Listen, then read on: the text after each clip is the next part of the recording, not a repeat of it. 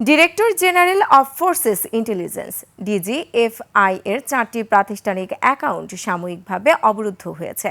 এ তথ্য জানিয়ে দুদক বলছে তথ্যগত ত্রুটির জন্যই এমন পরিস্থিতি তৈরি হয়েছে। বিস্তারিত সুমাইয়া খানের রিপোর্টে।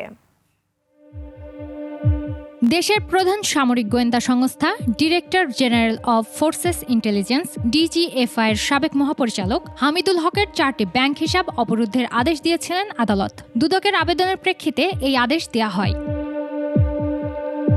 ব্রিফিংয়ে দুদক জানায়, ডিজিএফআই এর এই 4টি প্রাতিষ্ঠানিক ব্যাংক অ্যাকাউন্ট প্রতিষ্ঠানের নামে না হয়ে সংস্থার প্রধানের নামে ছিল। এটি কারণিক ত্রুটি বলেও জানায় দুদক। ব্যাংকে এই তথ্যগুলো আপডেট ছিল না, সেই কারণেই ওই প্রাতিষ্ঠানিক টিমের টাকার বিষয়ে যে তথ্যটা এসেছে সেটা জব্দ করা হয়েছিল।